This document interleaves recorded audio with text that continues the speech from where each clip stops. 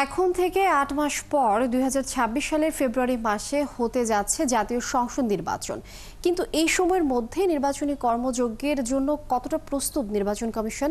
বিশেষজ্ঞরা বলছেন, নির্বাচনের সময় যত ঘনিয়ে আসবে ততই নিত্য নতুন চ্যালেঞ্জের মুখে পড়বে কমিশন।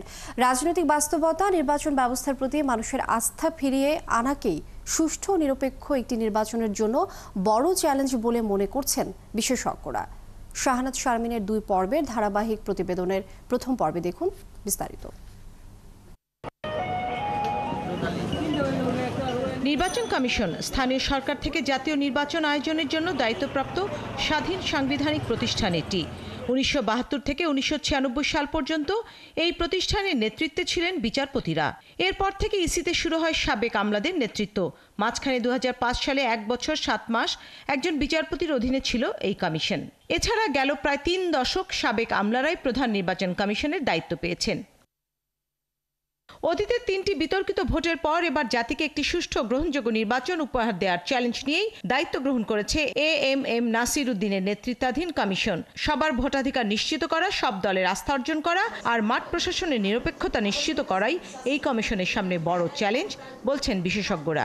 কমিশন এবার নতুন করে রিটার্নিং অফিসার সেট আপ হয়তো করবে, সেই জন্য তাদের নতুন করে তারা তৈরি করবে, তাদের মন মানসিকতা সবকিছু, যে দলীয়করণ যেন তাদের মধ্যে কোনো অবস্থাতে না থাকে। কমিশন যদি এই মেসেজটা ঠিক মতো না পৌঁছাতে পারে যে তোমরা যদি একটু এদিক ওদিক করেছো, কমিশন এবার তোমাদের আর ছাড় দেবে না। পোস্টারে নিয়ে কথা বলেছে এবং তারা ডিলিমিটেশনেরও ব্যবস্থা করছে। এই দুটো জিনিস কিন্তু একটা বড় ব্যাপার।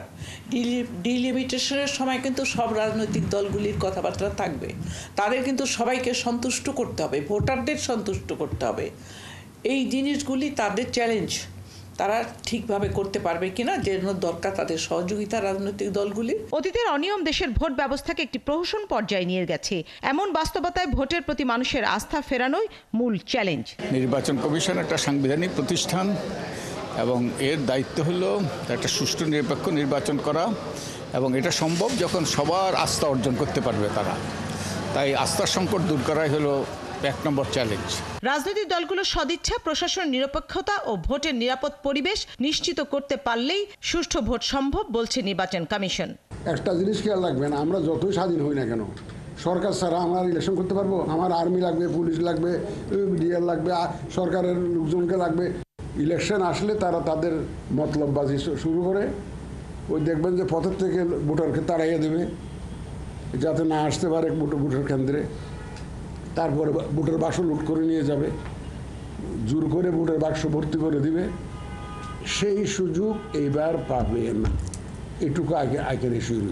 নির্বাচনে আইন শৃঙ্খলা পরিস্থিতি স্বাভাবিক রাখাও একটি বড় চ্যালেঞ্জ।